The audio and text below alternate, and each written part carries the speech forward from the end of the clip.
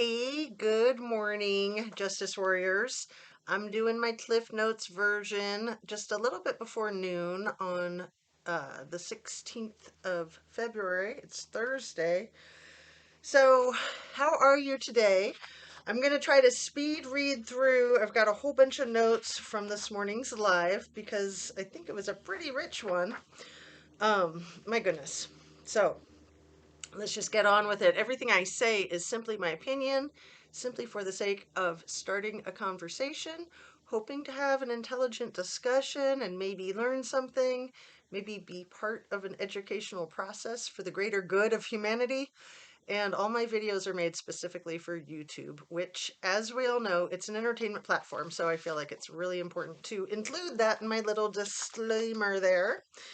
And let me just start out by doing a little bit of a Cliff Notes on Harsha's latest drop today about law enforcement hiding information, the Pullman Police Department hiding information.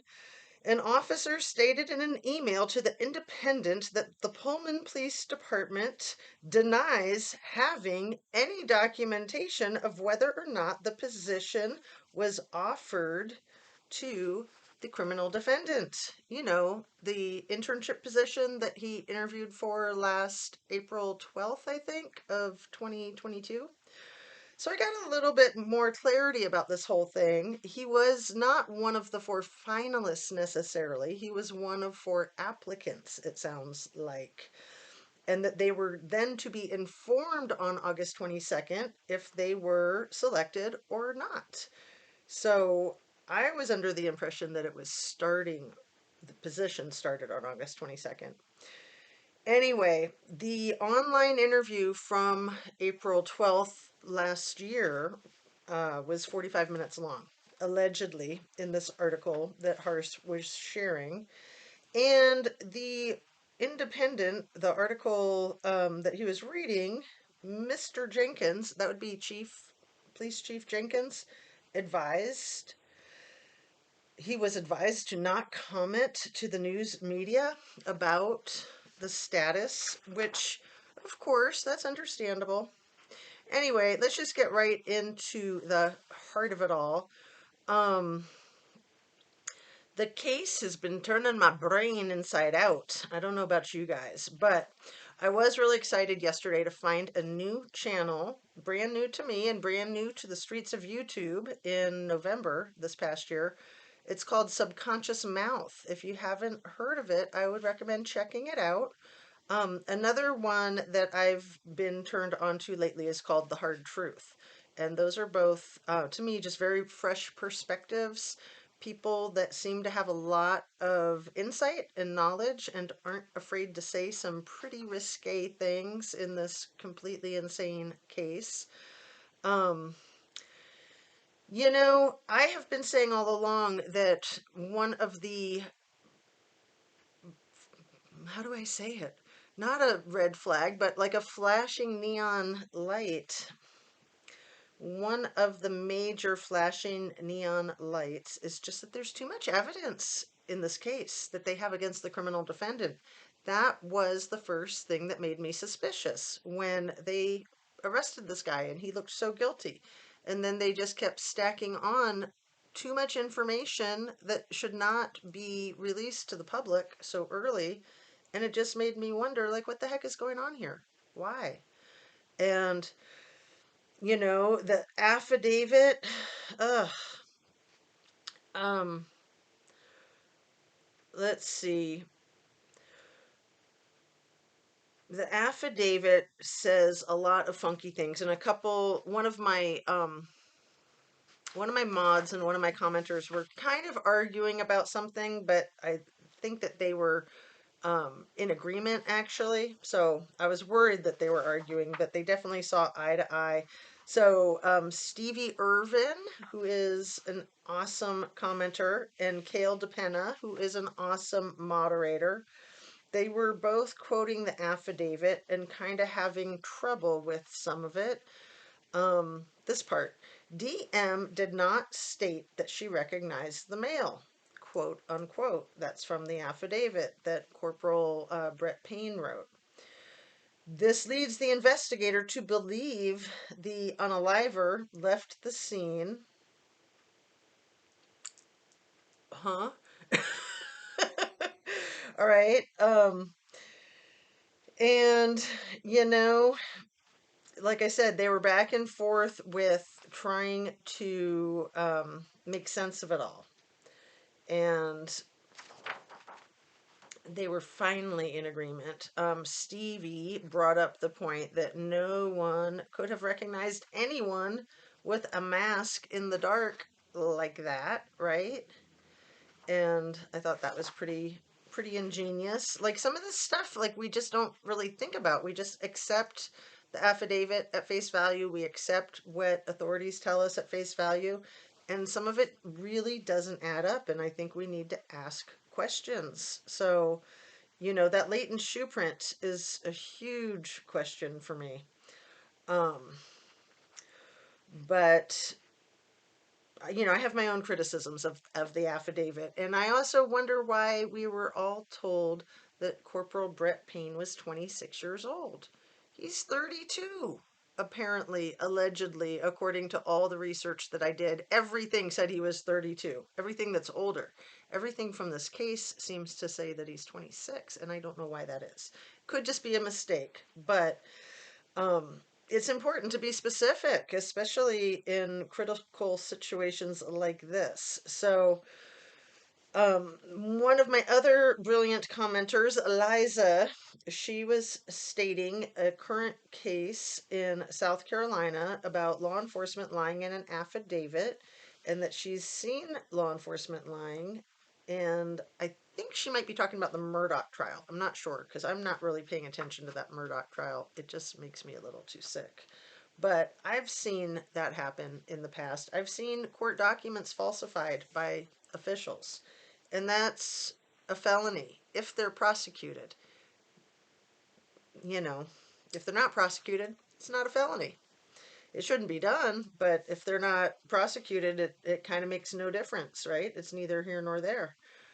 But it's not cool. It's not cool to falsify court documents. It's completely illegal. It's 100% unethical and also 100% illegal. But I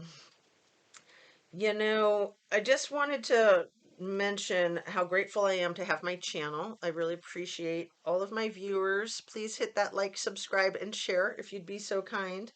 And, I started my channel as a Kylie Rodney channel, and I was kind of referring to myself as the Leave Me Alone Kylie Rodney channel, if you're familiar with the Watts case. And Leave Me Alone Jim, and then now in this Idaho 4 case, we have the Leave Me Alone roommates, Leave Them Alone roommates, and then at my place, we've got the Leave Them Alone bunny rabbits. Anyway, I was the Leave Me Alone Kylie Rodney channel. For the first 3 months of my channel, all I did was Kylie Rodney. And I wanted to continue that way, and I got a little distracted by Trinity Backus, which was fine because I think that warranted me covering it. And then same with this case with Idaho 4. I did not want to get distracted off my Kylie Rodney case, my Trinity Backus case. I did not want to get distracted. I've spoken a bit about the Crystal Turner and Kylan Schulte case from Moab, back with the Gabby Petito case. I've spoken about Stephanie Sargent from 7 Year Bitch, Kristen Pfaff from Hull, and Mia Zapata with the Gits. All three of those women unalived around the same 24 months in the same area of Capitol Hill in Seattle, and very suspicious. So I've covered those. I've covered a few others, but when I first was trying not to be distracted by this Idaho 4 case, it then was just looking so suspicious that those are the cases that I get drawn into. Often it's violence against women, and often it's hinky law enforcement because I've seen it. I've seen it up close. I worked in the courts in Seattle. I worked in um, mental health court. I also worked in family court. I've seen a lot. And when you see it with your own eyes, it's different than just hearing about it. When you hear about it, you're like, yeah, right. I'm not so sure I believe you. So, anyway, one of my biggest concerns with this case, and probably why I got caught up in it to begin with, is that the crime scene had been tainted for 12 hours. There was all kinds of tainting going on. So the first 8 hours was, no call to 911. So that's not on the first responders, that's on the people that didn't call. But then the first responders should have been a little bit more bent out of shape, in my opinion, about that whole thing. But then there was another 4 hours that it took for the lead detective to finally arrive to the scene. And that is really, really troublesome. I've written arrest affidavits, putting patients or clients, apprehending them for 72-hour psychiatric holds, or not apprehending them and having to formally write up an individualized treatment, less restrictive alternative that could guarantee their safety and guarantee safety of those around them. I was evaluating people that were danger to self or others, and I did this in King County and Kitsap County in Washington State. I would take referrals from prisons, from hospital ERs, from schools, even from individuals or employers. But usually it was the emergency room or a prison or juvenile detention, even ICE detention.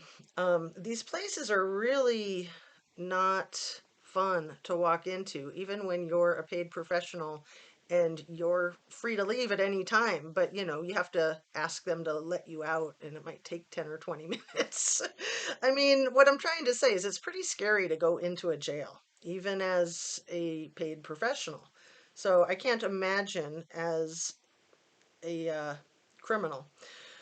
But I wanted to also speak to the fact that yesterday, my thumbnail that I did with JFK Jr. and the criminal defendant, that in no way am I saying that these two people are alike. Please don't misunderstand. What I'm trying to say is that the way the media portrays people and what we see with the optics determines so much of our opinion. And that's an important thing to look at, I think, in this case, and in any case, really.